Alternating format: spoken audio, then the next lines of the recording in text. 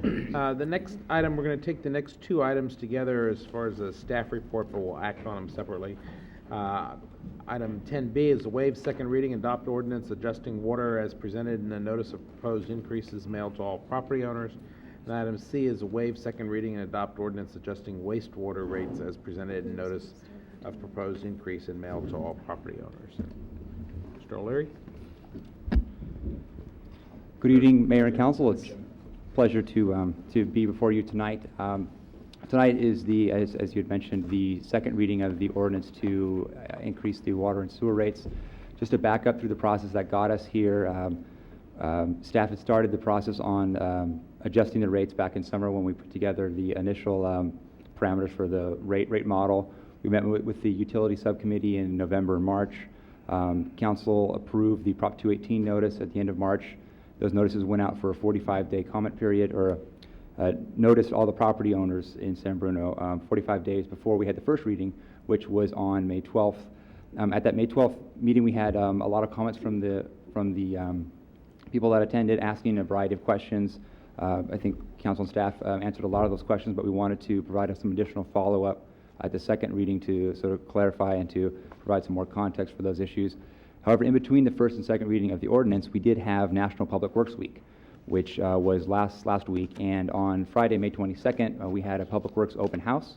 We had two locations where residents could come in and view a variety of things. We had the location at the City Hall, as well as at our operations and maintenance yard down on Huntington and San Felipe.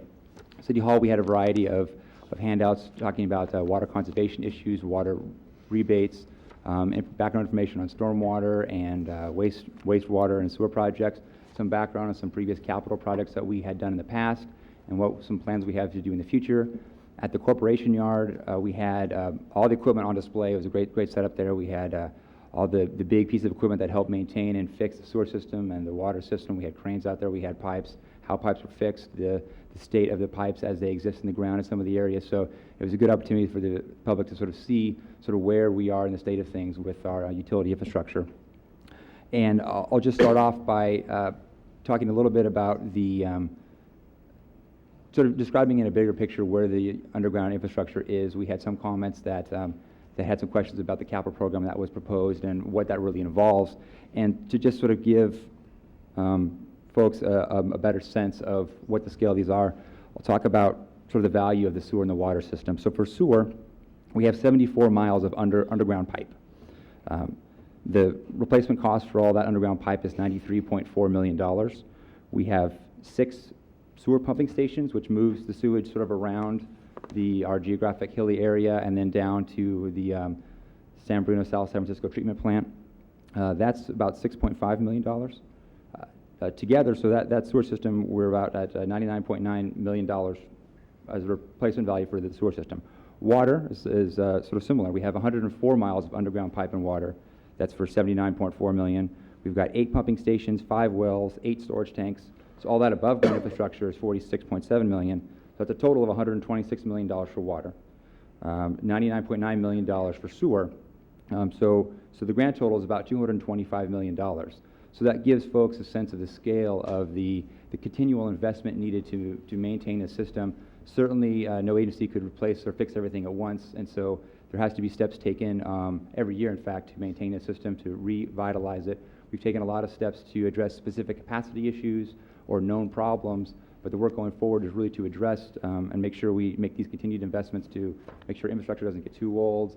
We don't have future problems that we can't mitigate earlier. So that sort of gives a little bit of the scale of the capital program that folks had some comments on at the first reading.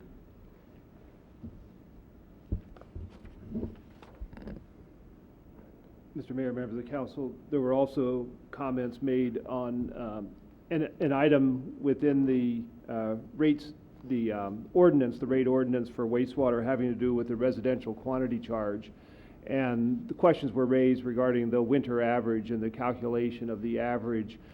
In order to determine this quantity charge, the ordinance spells out how this is calculated.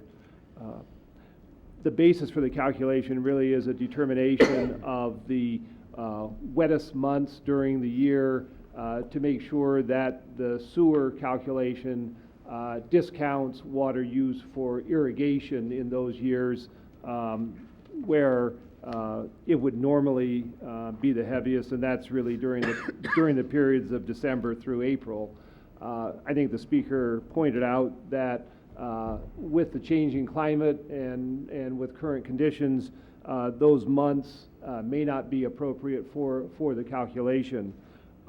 We will, and we met with the subcommittee last week, and staff is prepared to review and analyze that winter average in that calculation to see if there is a more precise indication of water usage so that we are in fact limiting it to those months where the least and where the least amount of water is used and where the least amount of water would actually go down the sewer for that calculation. So that is something that we will be looking at.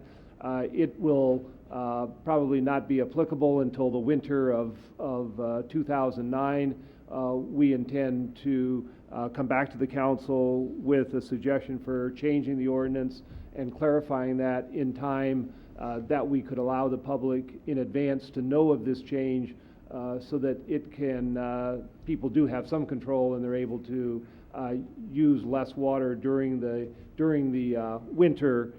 They'll know exactly how the calculation is going to be done so that when it hits their charge, they will understand that. The other aspect had to do also with the calculation on the average and a question of how the software system rounds to the whole unit number. And we believe, and again, we'll be notifying customers that those that believe they're overcharged or have a higher charge based on the rounding formula will be able to apply for a credit for the value of the rounding difference. So they'll be able to get $1 credit for that rounding factor. While it's correct, it may be viewed as an overstatement by some, so we will allow for that value to be returned to the customer. With that, I think we'd be glad to answer any questions the council Any questions from council? Okay. If not, action from council, we'll need to take each item separately. The first would be waiving the second reading on the water adjustments. Move to waive the second reading. Second. Motion and a second. Any discussion? All those in favor? Aye. Aye. And then we would need to have an ordinance, motion to adopt the ordinance For each. So moved. for each. So motion, is there a second? Second. Discussion? All those in favor? Aye. Aye. Is there a resolution? Okay, and then item C, waive second reading and adopt ordinance adjusting wastewater rates as presented So in the moved. notice. Second. So motion and a second to waive the first reading. Any discussion? Second reading. All those in favor? Aye. Okay, and is there a motion to adopt the ordinance? So moved. Second. Motion and a second. Any discussion? All those in favor? Aye. Both ordinances pass unanimously.